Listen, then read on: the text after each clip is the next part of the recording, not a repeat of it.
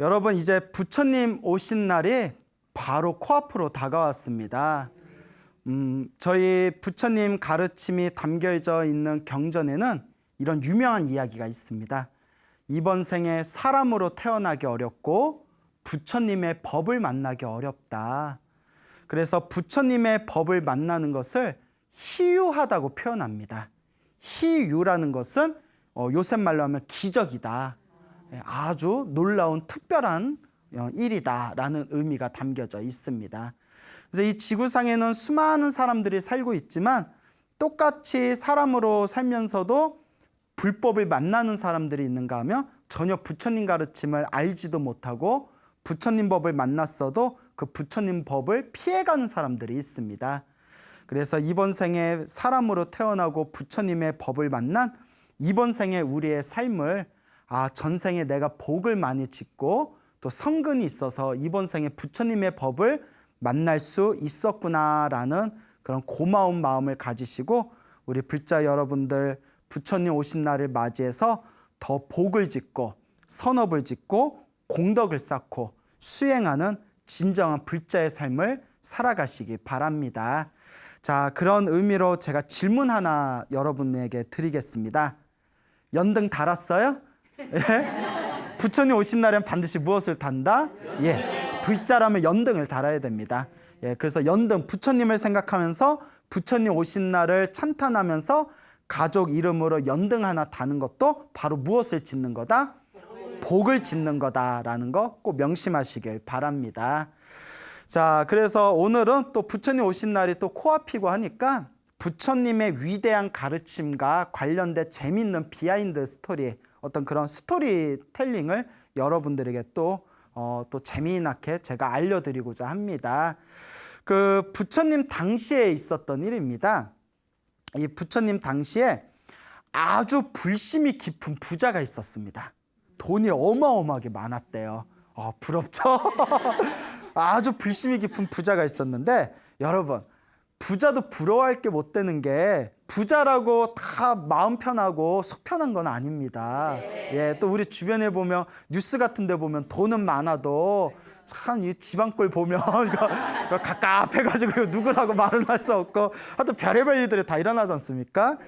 근데 이 부자도 돈은 엄청 많은데 항상 마음 한구석에 당신이 걱정 하나가 있는 거예요. 그게 뭔고 하니 아들이 하나 있는데 아들이 부처님의 가르침을 전혀 믿지도 않고 그렇다고 뭐 복을 짓거나 어떤 올바른 그런 삶을 살아가는 그런 젊은이가 아니었습니다. 그 아버지가 이 아들을 볼 때마다 너무나 답답한 거예요. 우리가 행복한 일도 나쁜 일도 다 누가 지은 업인데? 내가 지은 업인데 내 아들은 전혀 선업이나 공덕이나 복을 짓지 않는구나.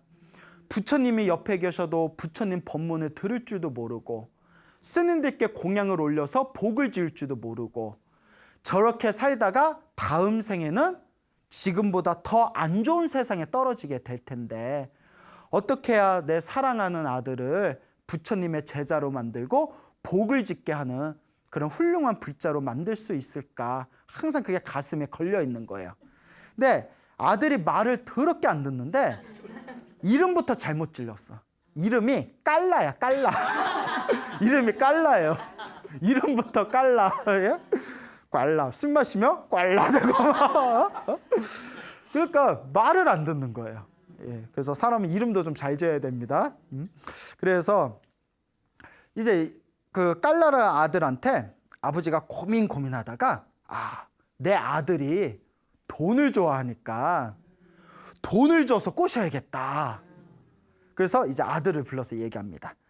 아들아, 그러지 말고 네가 절에 가서 팔관제기를 하루 동안 팔관제기를 지킨다면 너에게 100냥의 내가 선물을 주겠다라고 이야기를 하는 거예요.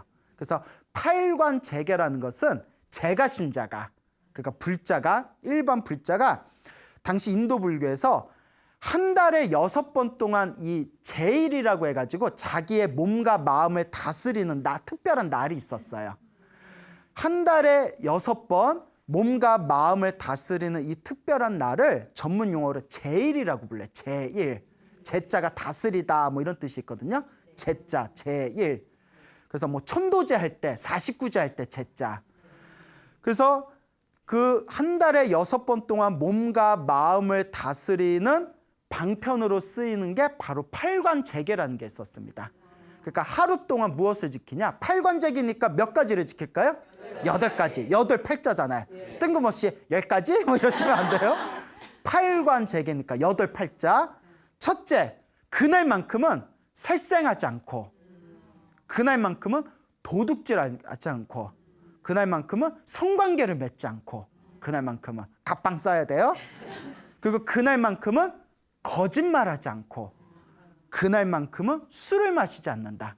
그래서 벌써 5개, 5개죠, 5개. 살생하지 않는다, 도둑질하지 않는다, 성관계를 맺지 않는다, 거짓말하지 않는다, 술 마시지 않는다. 그것도 이제 몇 개가 남았어요? 3개가 남았죠. 하나가, 나머지 이제 3개 중에 하나가 높은 화려한 침상에서 자지 않는다. 그러니까 그날만큼은 검소하게, 그러니까 딱딱한 바닥에서 자는 거예요. 그러니까 몸과 마음을 검소하고 소박하게 내려놓는 기간이에요. 그날만큼은 화려하고 높은 침상에서 자지 않는다. 또 하나는 몸에 향을 뿌리지 말고 몸에 아름다운 액세서리, 장신구를 하지 말고 춤추거나 노래 부르는 걸 보거나 듣지 않는다. 그날만큼 몸과 마음을 완벽하고 검소하고 소박하게 다스리는 날이에요. 그 다음에 마지막 남은 하나가 점심 이후에 그 다음 날 아침까지 아무것도 먹지 않는다. 그 오후불식이라고 해요. 요새 유행하는 간헐적 단식. 예. 몸과 마음을 비우는 시간이에요. 그러니까 나를 위한 디톡스의 시간. 예. 자, 기억나시죠? 예. 디톡스도 알아요? 예. 나를 어떻게 디톡스를 사람을 먹어? 자, 이제 그래서 살생하지 않고, 도둑질하지 않고, 성관계 맺지 않고, 거짓말하지 않고, 술 마시지 않고, 높고 화려한 침상에서 자지 않고, 그 몸에 향 뿌리거나 장신구를 하지 않으면서 사람들의 그 춤추거나 노래 부르는 걸 보지 않고, 그 다음에 마지막에 오후불식, 점심 이후에는 다음날 아침까지 그날만큼은 아무것도 안 먹는 거예요. 그러니까 음료수 정도 먹을 수 있대요. 예. 그러니까 이 팔관제기를, 네가 팔관제기를 부처님 법문을 듣고 팔관제기를 하루 동안 지키고 오면 내가 얼마를 주겠다? 100냥을 주겠다. 그 아들을 뭐라고 하겠어요? 콜! 막 이래서 아버지 지키셔야 돼요. 그 랄랄랄라 돈 벌잖아요. 그래서 랄랄랄라 이제 절에 가요. 절에 갔는데 어디서 윙 소리가 나요. 휴대폰이에요, 휴대폰. 휴대폰을 꺼내. 그 친구한테 문자가 온 거예요. 오늘 클럽에서 놀자. 클럽에서 놀자. 그러니까 아들이 나 오늘 안 돼. 아 왜? 나 절에 있어. 대박. 네가 웬일이야? 돈 벌려고 왔어? 이러면서. 그러니까 순수한 마음이 아니라 돈 벌려는 마음으로 절에 온 거예요. 그래서 절 와서 팔관제계를 지키긴 지켰는데 부처님 법문은 듣지 않고 그냥 뒤에 가서 법당대에서 하루 종일 잠만 잤대요. 그러니까 그냥 잠만 자도 8가지는 지킨 거잖아요. 살생 안 하고, 그렇잖아요. 밥 안 먹고, 거짓말 안 하고. 그러니까 부처님 법문은 안 듣고 잠자면서 8가지 지키긴 지켰답니다. 그래서 집으로 딱 왔어요. 아버지가 너무나 기뻐하면서, 그러니까 전에 이제 바로 전날에 점심 이후에는 아무것도 못 먹었을 거 아니에요. 아버지가 손수 막 우유죽 끓여주고 막 이렇게 밥을 주면서 아들아 먹어라. 근데 아들이 안 먹어요. 아버지 계산부터 하셔야죠. 아들이 계산부터 하셔야죠. 아버지 아마추어도 아니고 우리 이러면 안 됩니다. 계산부터 하세요. 그러니까 역시 부자의 아들은 달라. 이제 돈에 밝아요. 그 아버지 이제 또 기쁜 마음으로 딱 100냥을 주니까 100냥을 꼭 붙들고 밥을 맛있게 먹는 거예요. 그 아버지가 일단 이제 시작이 반이라고. 그래서 아버지가 뭐라고 하냐면 아들아 절에 가서 부처님 앞에서 법문을 들어라. 부처님 법문을 들어서 부처님 법문 중에서 한 구절, 딱 한 구절, 한 개송이라도 외우고 이해하면 내가 1000냥을 주겠다. 야, 왜 이렇게 감정이입하세요? 예? 1000냥을 주겠다. 야, 이런 게 어딨어요. 그래서 내가 천냥 주겠다 하니까 아들이 아버지 예, 그렇죠. 콜이죠. 콜. 아버지, 제가 꼭 외워가지고 오겠습니다. 그 이제 룰루랄라 부처님 법문 시간에 딱 가가지고 그것도 어디에 앉아? 맨 앞에 앉는 거예요. 야. 그래서 우리 이런 얘기 있잖아요. 뭐니 해도 뭐가 최고다? 머니가 최고다. 그러니까 사바세계도 돈이 최고야. 그러니까 돈 준다니까 그 생전 듣지도 않은 부처님 법문 듣겠다고 어디에 앉아요? 맨 앞자리에 딱 앉아서 부처님을 뚫어져라 쳐다보는 거야. 부처님 입을 한마디 내가 다 외우리라. 그 부처님 딱 앉아서 법문을 하는데 아니 웬걸? 웬 놈이 앞에 딱 앉아가지고 평소에 절에도 안 오던 당신하고 친하게 지낸 그 부자의 아들인 거예요. 그 부처님이 이제 그거 다 꿰뚫어 보실 거 아니에요. 부처님은 아세요, 모르세요? 다 알잖아요. 그때 부처님이 그 아들 깔라를 다 보시고 때가 왔구나. 뭐가 왔구나? 저 깔라가 깨달음을 얻을 수 있는 씨앗을 심으러 왔구나. 그리고 부처님께서 깔라에게 신통을 겁니다. 신통을 걸어요. 무슨 신통을 걸었냐? 아무리 부처님이 법문을 하는 걸 들어도 한 구절도 외우지 못하도록 신통을 겁니다. 야, 부처님 너무하다. 천냥 벌려고 온 사람한테 이거 우리 악취미라고 하죠. 악취미. 예? 부처님 왜 그러셔? 신통을 걸어버리세요. 예? 그래서 부처님이 법문을 하는데 똘망똘망한 깔라가 아무리 부처님의 법문을 들어도 외워지지가 않는 거예요. 하나라도 외워야 가서 천냥을 받을 거 아니에요. 왜 안 외워지지? 왜 안 외워지지? 왜 안 외워지지? 그래서 그 천냥, 역시 돈이 최고예요. 어떻게든 돈을 벌겠다는 마음으로 온몸에 힘을 다 써가지고 태어난 이래 최고의 집중력을 발휘해서 부처님의 말씀 하나하나를 끊임없이 집중합니다. 하나라도 외우려고. 자기가 신통에 걸린 거 모르고 듣고 또 듣고 막 이를 악물면서 듣는 거예요. 왜 안 외워지지? 왜 안 외워지지? 그래 뭐 누가 이기나 한번 보자고 계속 이제 듣다가 생각해 보세요. 돈 벌려는 마음으로 듣지만 최고로 집중해서 듣는 거잖아요. 듣다가 깨달음을 얻어버려. 깨달음을 얻어버려.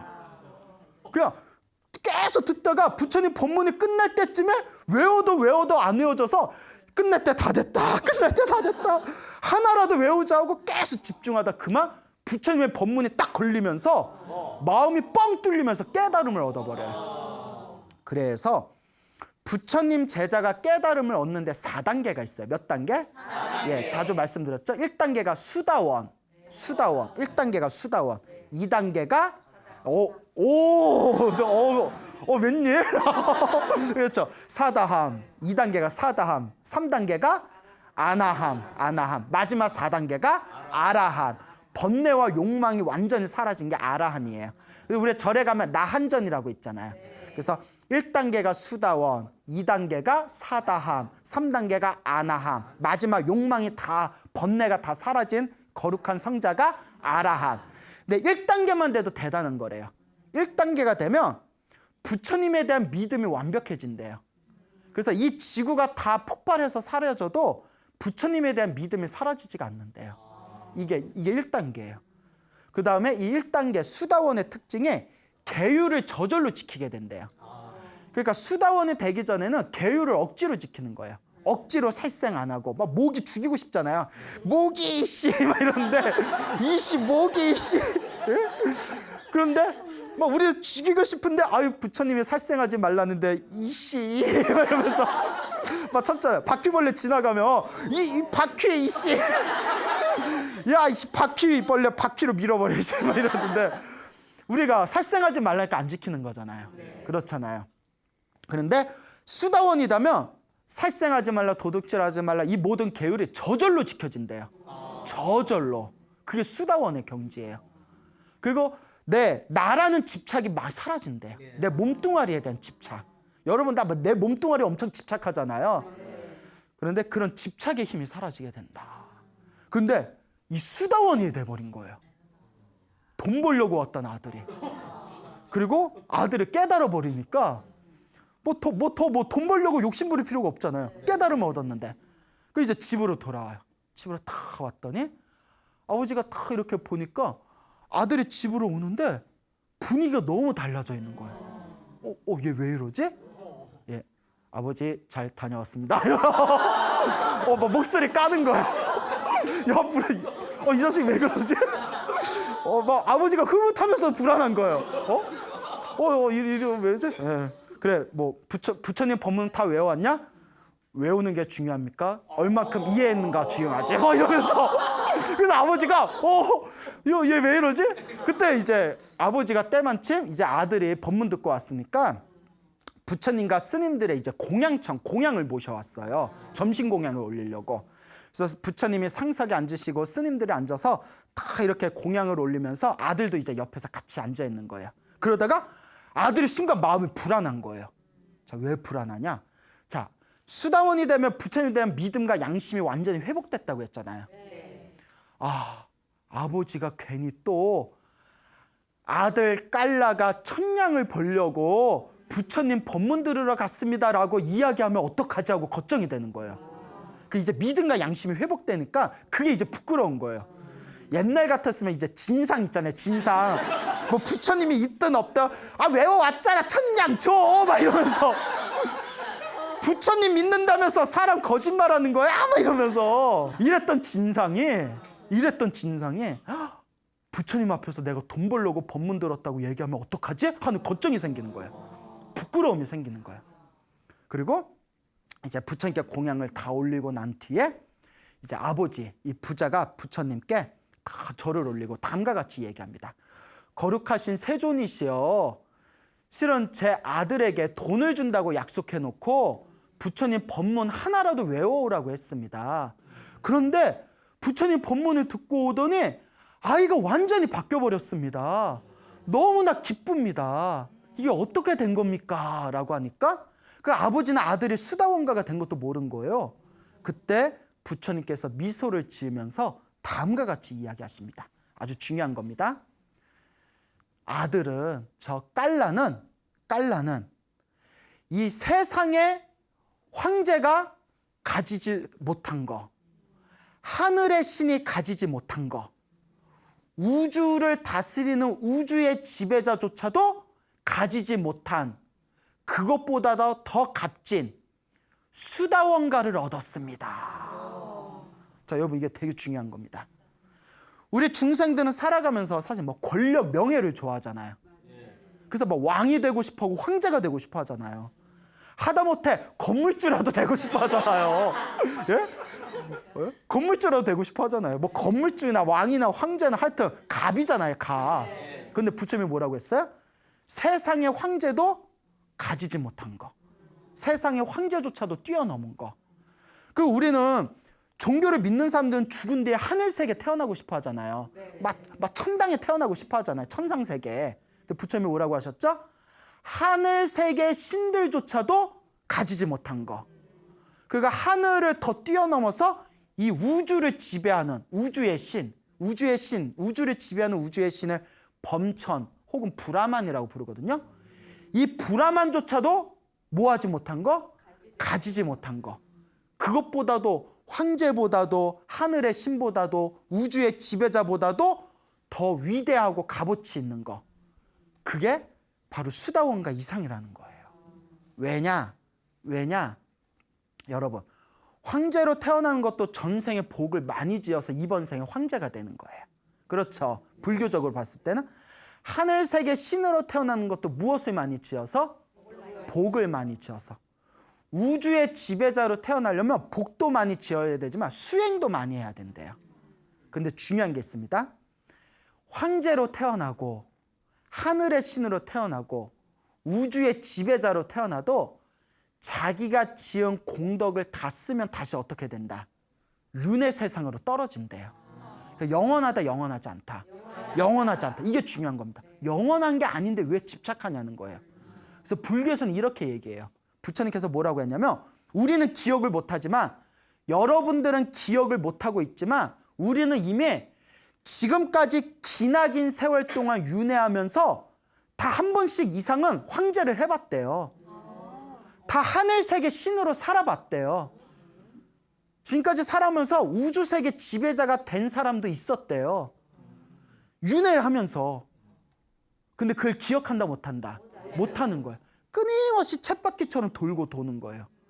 지옥에도 태어나보고 축생으로도 태어나보고 인간으로도 태어나보고 하늘세계도 태어나보고 인간 세상에서도 거지로 태어났던 적도 있고 왕으로 태어났던 적도 있고 끊임없이 돌고 돌고 돌아서 여기까지 왔는데 아직도 정신을 차렸다 못 차렸다? 못 차렸다. 그런데 수다왕가 4단계 중에서 1단계만 돼도 7생 안에 몇 생 안에? 7번 다시 태어나는 7생 안에 반드시 아라한이 될 수 있대요. 그래서 황제보다도 하늘의 신보다도 우주의 지배자보다도 더 값진 것이 바로 누구다? 수다원 이상이라는 겁니다. 그러니 여러분, 이 부처님의 가르침, 부처님의 가르침을 통해서 우리가 수행하고 깨달음을 얻는다는 것은 세속적으로 얻는 행복과 쾌락보다 더 위대한 겁니다. 만약에 부처님의 법을 수행하는 불자가 깨달음보다도 아직도 세속적인 쾌락, 세속에서 더 즐기고 싶고 누리고 싶고 갑질하고 싶고 더 세상에서 더 무언가 행복과 쾌락과 즐거움에 집착하는 사람이 있다면 아직 진정한 불자가 아니에요. 불자예요. 뭐라고요? 불자예요. 아직은 불자가 아닙니다. 아직은 수행자가 아니에요.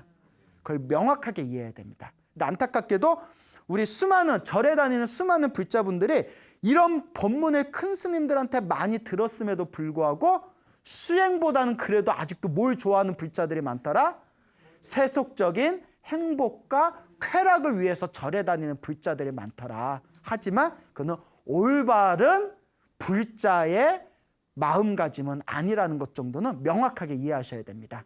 진정한 불자라면 이 생사윤회에서 벗어나는 이 깨달음의 길을 묵묵하게 닦아 나가야 진짜 부처님께서 세상에 오신 뜻이라는 것을 명확하게 각인하시길 바랍니다. 알겠죠? 네. 자, 또 부처님 당시에 산띠따라는 장관이 있었어요. 산띠따라는 장관이 있었는데 산띠따, 산이 띠따 커. 산이 있는데 띠따 커. 그래서 저 띠따 큰 산처럼 큰 인물이 되라 해서 이름을 뭐라고 줬다? 산띠따. 예. 그래서 장관이 됐어요. 예, 그 이름을 잘 줘야 돼요. 이 산띠따라는 장관이 이제 그 나라 국경 근처에 큰 반란이 일어나가지고 그 반란군을 이렇게 제압을 해서 안정을 시킵니다. 그 왕이 너무나 기뻐가지고 왕이 큰 선물과 재산을 내려요. 그리고 전쟁에서 돌아왔으니까 먹고 즐기라고 춤 잘 추고 아름다운 여인, 무희라고 하죠. 춤추는 여자. 무희를 또 이렇게 선물로 줍니다. 그 무희 또 뭐 그런 거 있잖아요. 진짜 인도 미인들의 엄청 뭐 예쁘다 뭐 이런 얘기가 있잖아요. 그 왕이 선물한 무희면 얼마나 예쁘겠어요. 그래서 산띠따가 쏙 빠진 거야. 예, 남자들은 똑같아. 예, 쏙 빠졌어요. 그래서 6일 동안 막 잔치를 벌이면서 막 술을 퍼마시고 6일 동안 그냥 막 마셔라 부어라 6일 동안 막 춤추고 띵가띵가. 그래서 7일째가 되니까 7일째 아침이 되니까 이 산띠따가 옛날 같지 않아 이러면서 6일 놀았더니 옛날 같지 않아 하고 코끼리를 준비해라. 저기 연못에 가서 나 목욕 좀 해야 되겠다. 이제 숙취해서 있잖아요. 그래서 코끼리를 타고 이렇게 연못가로 갔대요. 몸에 이렇게 장신구라고 장관이니까 코끼리를 타고 연못가에 가다가 성 밖에 있는 연못가를 지나가다가 부처님께서 그때 막 탁발을 하러 도시로 들어올 때 산띠따를 만나게 됩니다. 그래서 산띠따가 싹 지나가는 걸 보고 부처님께서 이렇게 탁발하시려고 딱 바루를 들고 이렇게 지나가시면서 살며시 미소를 지으셨대요. 산띠따를 보면서 살며시 미소를 지으니까 옆에 있었던 아난 스님이, 부처님의 시자인 아난 스님이, 부처님이시여 왜 그렇게 미소를 지으십니까? 부처님은 이유 없이 미소를 짓지 않습니다. 어떤 이유가 있어서 미소를 지으셨습니까? 하니까 석가모니 부처님께서 하시는 말씀이 저 산띠따는 오늘 안에 지금 입고 있는 저 옷 그대로 나에게 달려올 것이다. 그리고 나에게 가르침을 청할 것이고 나의 가르침을 받은 뒤에 아라한이 될 것이다. 아라한이 되자마자 야자나무 아시죠? 야자나무. 야자나무 보셨어요? 야자나무가 잠자기가 좋아요. 그래서 야자 뭐 이러잖아요. 그래서 야자나무 7배 높이 위로 공중에 올라서 열반에 들 것이다. 그러니까 아난이 놀라는 거예요. 아무리 우리 부처님이라지만 무슨 장관이 와가지고 오늘 안에 아란이 돼서 그것도 야자나무 7배 높이로 공중에 허공으로 올라서 열반에 든다니까 근데 부처님 말씀을 못 믿는 건 아니지만 이게 목미? 막 이러고 있을 때 옆에서 사람들이 그 소리를 듣습니다. 그 이야기가 부처님의 그 말씀이 삽시간의 도시에 퍼져요. 근데 이제 문제가 생깁니다. 당시에도 부처님을 미워하던 사람들이 있었어요. 다른 종교를 믿고 있던 사람들. 부처님을 미워하던 사람들이 뭐라고 하냐면 야 소문 들었어? 부처님의 산띠따에 대해서 예언을 하셨는데 뭐 오늘 안에 산띠따가 뭐 이렇고 뭐 아란이 되고 열반에 들고 야 진짜 허풍 쩔다 막 이러면서 야 어쩌라 허풍 쩔어 허세 짱 막 이러면서 야 오늘 우리가 부처님이 계신 곳에 가서 오늘 안에 그 일이 안 이루어지면 허풍쟁이라고 놀리고 허세를 오늘 우리가 잡아내자 하고 우르르 몰려갑니다. 부처님을 비난하기 위해서. 근데 부처님을 싫어하는 사람들이 있겠지만 부처님을 또 존경하는 불자들 있잖아요. 불자들은 그 소문을 듣고 부처님은 위대하신 분이다. 오늘 우리가 이 위대한 광경을 목격하게 되었구나. 우리가 부처님 계신 곳에 가서 오늘 그 산띠따에 대해서 예언한 그 위대하고 경이로운 모습을 우리가 오늘 친견하자 하고 또 우르르 몰려들어요. 삽시간에 부처님께서 공양하시고 앉아 계신 곳에 수많은 사람들이 몰려들게 됩니다. 야 언제 시작해? 오늘 아니래. 오늘 하면 몇 시야? 뭐 옆에서 팝콘 막 이러면서 그 막 완전 잔치가 벌린 거예요. 산띠따 장관은 그것도 모르고 이제 연못에 갑니다. 도시 안에서는 자기 때문에 난리 난 것도 모르고 그 이제 막 목욕을 해요. 목욕하고 막 이제 하고. 그 여러분 목욕하면 항상 마무리로 뭘 먹어줘야 되죠? 바나나 우유. 바나나 우유. 우리 어렸을 때 목욕탕 가면 꼭 이유도 없이 꼭 바나나 우유를 주시더라고. 많고 많잖아요. 그래서 바나나 우유 목욕 그래서 이제 하고 이제 오늘 약속된 날로 아름다운 동산에서 그 아름다운 쏙 빠졌던 무의가 오늘 춤을 추기로 한 거예요.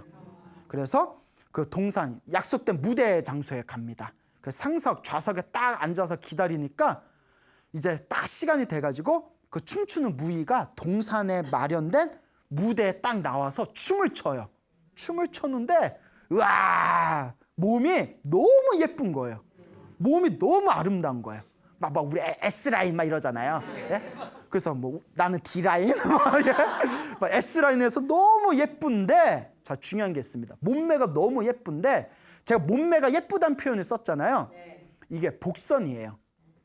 무희가 7일 동안 오늘의 무대를 위해서 아름답고 아주 호리호리한 몸매를 만들려고 7일 동안 굶었대요. 근데 뭐 그렇다면서 우리 무슨 영화제 같은 거 있을 때 여배우들이 드레스 할 때 막 이틀 3일 굶는다면서요. 뭐 인터넷 신문 보니까 그거 굶는다고 하더라고요. 몸매 만든다고.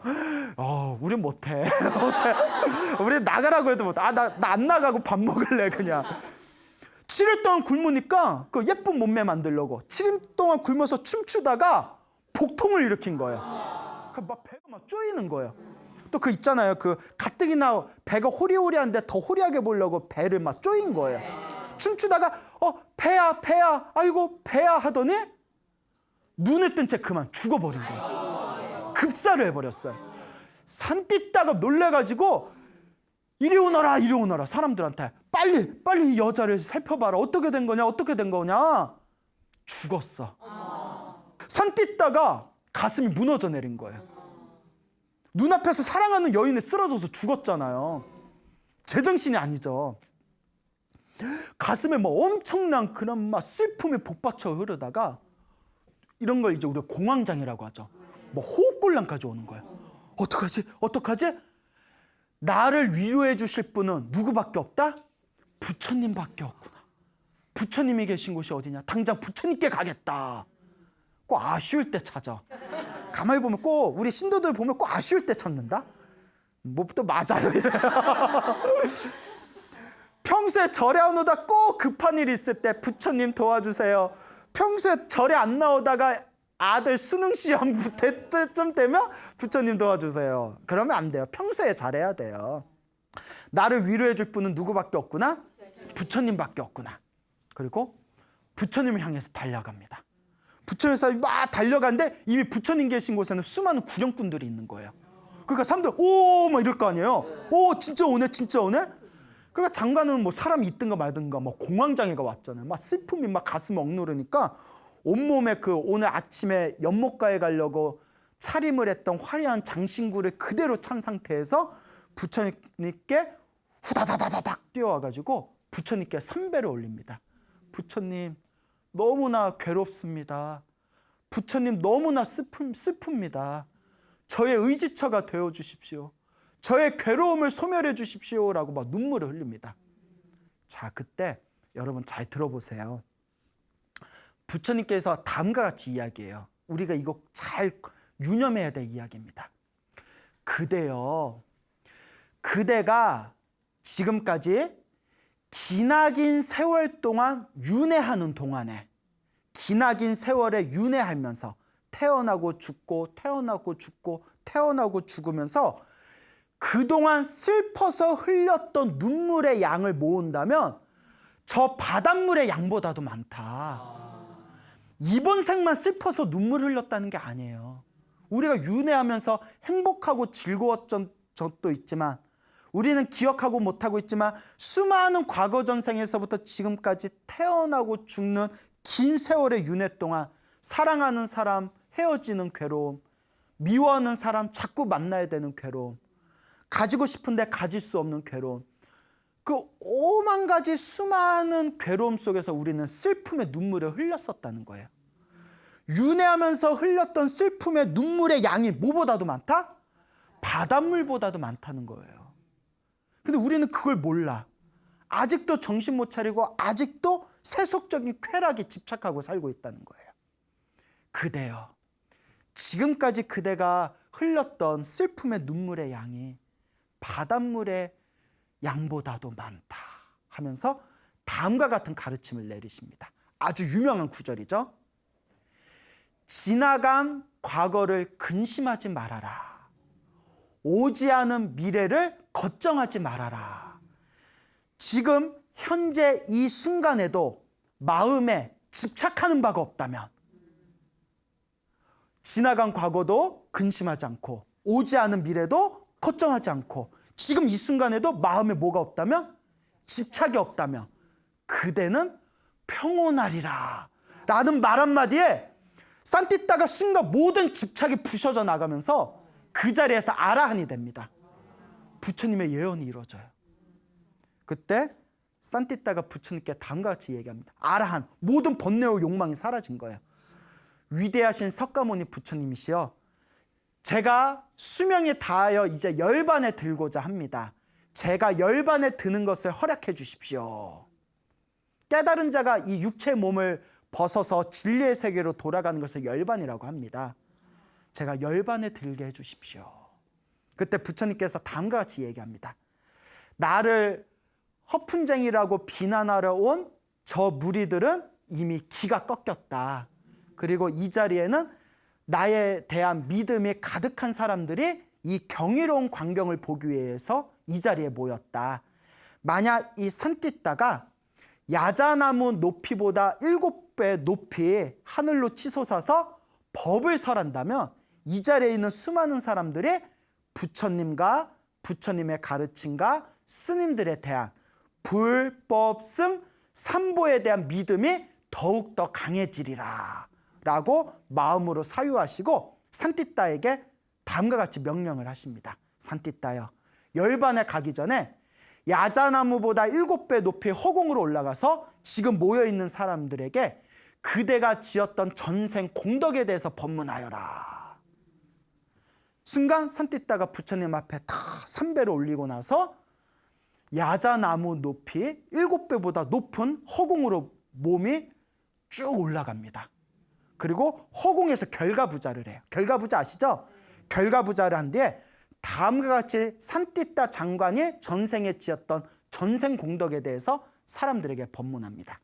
이 자리에 모인 불자들이여 내 말을 잘 들어보소 하면서 이 산띠따는 머나먼 과거 전생에 윗바시 부처님 시대 때 신도였대요.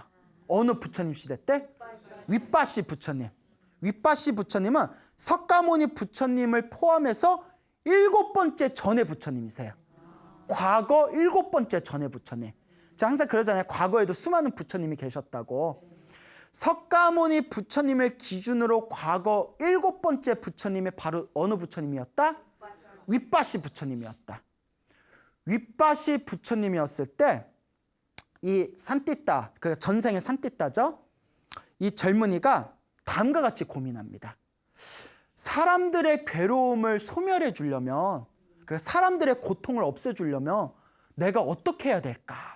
고민하다가 그래, 위대하신 불, 법, 승, 삼보의 가르침을 사람들에게 널리 전하고 사람들이 복과 선업과 공덕을 쌓도록 권유를 하자. 그러니까 전법사라고 하자. 법을 전하는 전법사가 되자.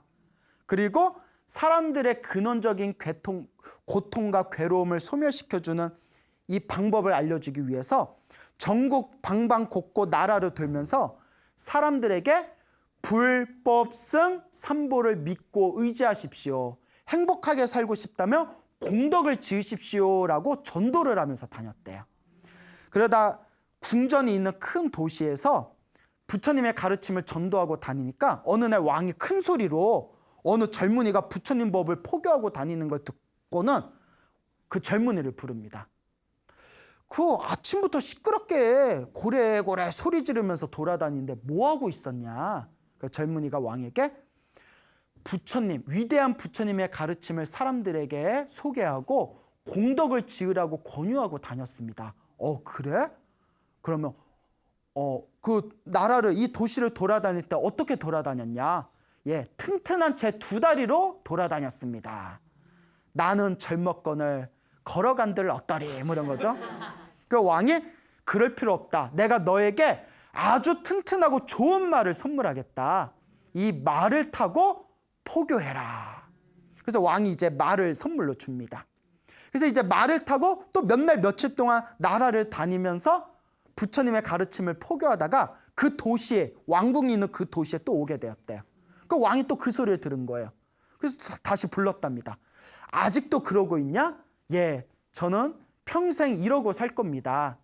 그러니까 왕이 하는 얘기가 그러면 내가 내 필에 말이 끄는 마차를 선물로 주겠다. 이걸로 포교해라. 그래서 내 필에 말이 끌고 다니는 마차를 받고 또 나라 전국 방방 곳곳에 다닙니다. 그래서 며칠 후에 또 그 도시로 왔어요. 이거 작전인 것 같아. 그렇죠? 돌아다닐 때마다 선물로 받아요. 또 와서 도니까 왕이 또 불러요. 아직도 그러고 사냐? 예, 저는 평생 부처님의 가르침을 전하면서 살 겁니다. 그래? 자, 내가 너에게 선물을 주겠다면서 이번에는 코끼리와 금은 보화와 보석을 선물로 줬대요. 그래서 이 젊은이가 금은 보화와 보석으로 치장한 이 큰 코끼리를 타고 위풍당당한 모습으로 나라를 전국 방방 곳곳을 다니면서 부처님의 가르침, 이 불, 법, 승, 삼보를 찬탄하며 이 중생들에게 공덕을 지으라고 권유하면서 평생 동안 부처님의 가르침을 포교하게 되었다고 합니다. 이게 바로 누구의 전생이었다? 산띠따의 전생이었어요. 그와 같이 과거 전생에 수많은 사람들에게 부처님의 소중한 가르침을 포교하고 법을 전한 그 공덕의 힘에 의해서 이번 생에는 높은 지위의 장관으로 태어나게 되었고, 그리고 이번 생에 석가모니 부처님의 법문 한 번 딱 듣자마자 그 자리에서 뭐가 되었다? 아라한이 된 것이다. 이것도 다 누구의 공덕이다? 자기가 지은 공덕의 힘이다라고 이야기하면서 몸에서 화강산매를 일으킵니다. 무슨 산매? 온몸이 저절로 불이 붙는 산매예요. 불과 광명의 불이 확 붙으면서 허공에서 몸이 화장을 하게 됩니다. 피와 살이 다 불타고 사라지면서 하늘에서 사리가 무엇이? 사리가 영롱한 사리가 꽃송이처럼 두두두두두 떨어지더래요. 떨어지는 그 사리를 부처님께서 하얀 천에 던져서 다 받으셨답니다. 그 부처님께서 다음과 같이 이야기합니다. 불자들이여, 이 사리를 가지고 사람들이 지나가는 길 한가운데 무엇을 세워라? 사리탑을 세워라. 누구든지 이 사리탑에 공경하는 마음으로 절을 하면 그 중생은 반드시 큰 복을 짓게 될 것이다 하니, 그 자리에 있는 수많은 불자들이 그 경이로운 모습에 감탄하고 찬탄하고 크게 기뻐하였다라는 기록이 전해지고 있습니다. 여러분, 우리 앞에 펼쳐진 좋은 일도 나쁜 일도 다 자기가 지은 업이랍니다. 이 업은 선업이 있고 악업이 있습니다. 선업을 많이 지어야 행복이 옵니다. 선업 중에서 최고의 선업은 법공양이라고 합니다. 무슨 공양? 법공양. 부처님의 법을 세상에 널리 전하는 법공양이 세상에서 가장 위대한 선업이다라고 부처님의 경전에서 누누이 말씀하고 계십니다. 그러니 여러분, 세상에서 가장 위대한 선업인 법공양을 하려면 제일 먼저 내가 먼저 부처님 법을 잘 배우고 공부해야 됩니다. 그러니 이제 부처님 오신 날을 코앞에 두고 있는 우리 불자님들, 이 부처님 오신 날을 맞이해서 앞으로 부처님의 가르침을 더욱 열심히 공부하고 수행하셔서 부처님의 가르침을 세상에 널리 펼치는 법공양을 하는 진실한 불자가 되도록 매일매일 발언하시길 바랍니다. 여러분, 행복해지고 싶습니까? 네. 행복한 삶을 창조하고 싶습니까? 네. 복을 지으십시오. 선업을 지으십시오. 공덕을 쌓으십시오. 복과 선업과 공덕의 힘이 여러분들을 진정한 행복의 길로 이끌어 줄 것입니다. 오늘 여기서 마치겠습니다. 소중한 나! 무한 행복!